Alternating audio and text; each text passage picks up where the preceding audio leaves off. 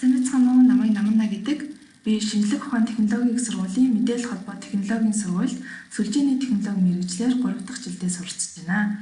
Миний бие дижитал мэргэжилтэй өдрөлгийн интерншип 2019 хөтөлбөрт хамрагдсан. Өнөөдөр та бүхэндээ юу сурч мэдснээ хуваалцах болсондоо маш их баяртай. Өнгөрсөн жилийн интерншип хөтөлбөрийн талаар мэдээлэл аваад манай үе тэнгийн залуус ямар хэмжээнд байгаа бол өөрийгөө сориод үзье гэсэн бодлогоор хөтөлбөрт хамрагдчихсэн. Өдрөлийн танилцуулган дээр болохоор шинжлэх ухаан технологийн сургууль Монгол Улсын их сургуулийн оюутнуудаас 18 оюутанд дадлаг хийх эрх өгнө гэсэн байсан. Тэгээд ямар ч тач оролдоод үзье гэсэн бодолтойгоор одоо энэ мэргэжилтэнгүүдийн илтгэлийг сонссон. Тэр үед нэг илтгэгч эгч маань IT салбар дахь эмэгтэй ажилчдын судалгаа танилцуулсан.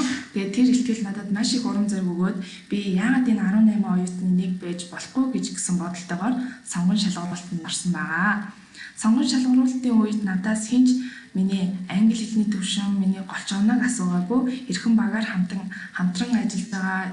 Тэгээд хандлага, тэгээд ирээдүйн зорилгын талаар асуусан. Энэ нь надад маш их таалагдсан. Учир нь тэнд ирсэн бүх хүүхдэд адилхан боломж олгож байгаа юм шиг санагдсан. Өнөөдөр хөтөлбөрт бүртгүүлсэн та бүхэнд ч гэсэн энэхүү боломж нээлттэй байгаа шүү. Энэхүү хөтөлбөрт хамрагдахаас өмнө би интерншип гэсэн ойлголтыг арай өөрөөр боддог байсан. Одоо кофе зөөх, бичиг баримт бэлдэх гэх мэтээр маш олон хүн тиймэрхүү байдалтай интерн хийсэн гэж сонсч байсан. Тэгээд над чиг бодолтой маш олон хүүхдүүд юм билээ. Голланд банкны интерн шипийн хийж байгаа тохиолдолд тиймэрхүү ажил хийдгүү зөвхөн мэргэжлийнхаа дагуу ажлуудыг хийгээ явдаг байгаа. Энэхүү хөтөлбөрт хамрагдахдаа би мэдээж хэрэг тодорхой зорилго өөртөө тавьж орсон. Хамгийн түрүүнд юу хүссэн бэ гэхээр би энэхүү мэргэжлэр тухайн байгууллагад ажиллавал надад би одоо юу мэдэж авах. Тэгээд сургууль сурч явах хугацаанд юундаа илүү их анхаарал хандуулах вэ гэсэн ойлголтуудыг мэдэж авахыг хүссэн. Мөн одоо бодит төхөөрөмжнөр сургуулийн орчинд ажиллах одоо ямар ч боломж болцоо тэр бүр гараад байдгүй. Тийм учраас Голланд банкнд байх хугацаанд бодит төхөөрөмжнөр ажиллаж үзхийг хүсэж байсан. Мөн хувь хүний тал дээр гэх юм бол би ямар нэгэн ажлыг түргэн шуурхай чанартай цаг тухайд нь хийдэг болохыг зорж орж ирсэн байгаа. Интерншип хөтөлбөр эхлэхэд надаас чи заавал ийм зүйлсийг сурсан байх ёстой шүү гэсэн ямар ч тийм зүйл гараагүй. Яагаад гэвэл миний зуны турш хийсэн, судалсан, туршсан бүх зүйлс машин ойлголт байсан учраас би бүгдийг эхнээс нь заалгаад өөрөө бие дан судлаа явсан. Мөн цахим орчинд одоо маш сайн Google-д сурсан.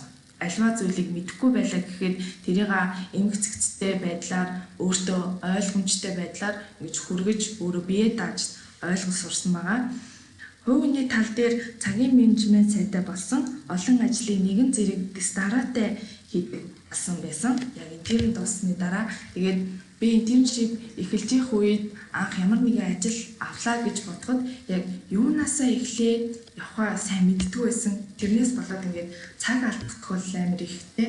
Тэгээ одоо болохоор ингээд ямар нэгэн ажил би дааж авлаа гэхэд нэг одоо бүтцийг мэддэг болсон ч юм уу те. Энэ ажлыг хийхин тулд эндээс нь эхлэх ёстой шүү. Энийг эхлээд хийчих ёстой байна гэсэн юм баримжаа их сайн суусан байсан. Дадлаг хийсэн оюутнуудад хамгийн чухал бөгөөд цаашид хэрэгтэй юм нь бид бүхэн сурсан, ажлын 9 цаг суусан. Тэгэхээр сурснараа ямар нэгэн юмд төвлөрөөх, тэгээ цаашдаа ямар нэгэн юм зүйл сурахад илүү дөхөн болж байгаа юм шиг санагдсан.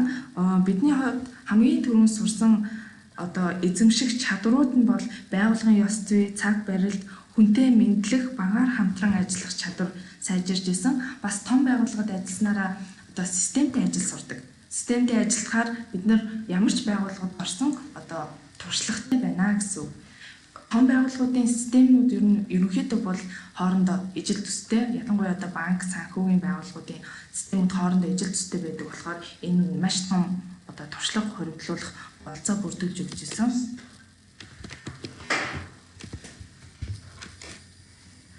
Интерншип хөтөлбөрт хамрагдчих одоо хугацаанд хэд хэдэн арга хэмжээнүүд явагддаг. Арга хэмжээнүүд гэх юм бол эхлээд сургалтууд хүний нөөцийн сургалт бийж болж байна. Эсвэл мэргэжлийн дагуух сургалтууд, эсвэл хувь хүний хөгжлийн сургалтууд явагддаг. Тэгээд чөлөө цагаараа movie night бөөндөө ингээд хамт олноороо үзэж суух тийм боломжтой өдрүүд байдаг. Спорт өдрлөг болдог. Өглөөний хүн подкаст явдаг. Тэгээд аяллууд бас зохион байгуулагддаг байгаа. Эдгээр арга хэмжээнүүдээс миний хувьд хамгийн их таалагдсан гэх юм бол өглөөний хүн подкаст байсан.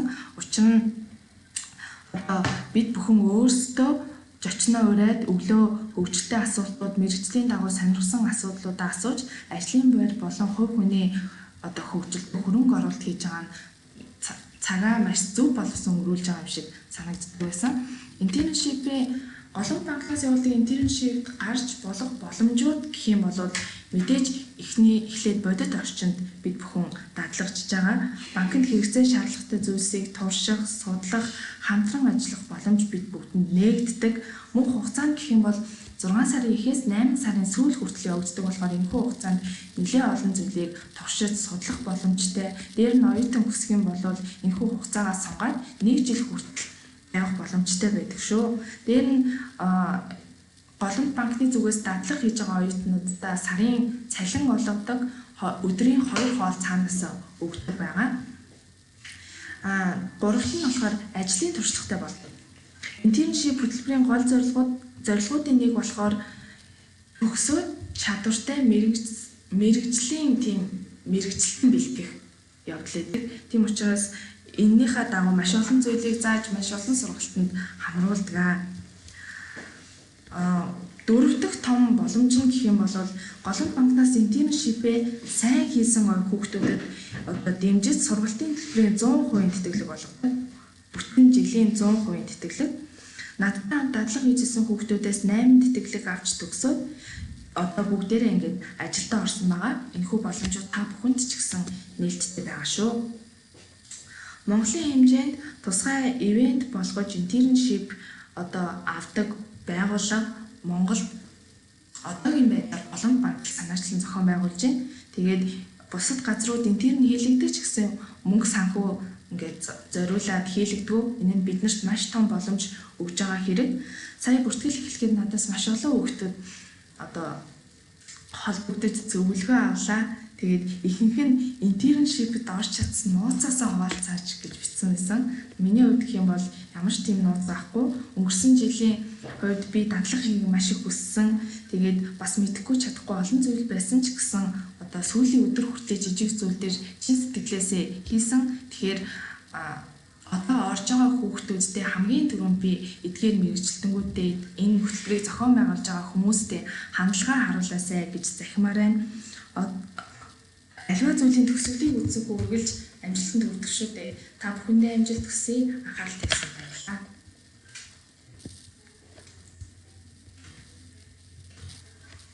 Бизнес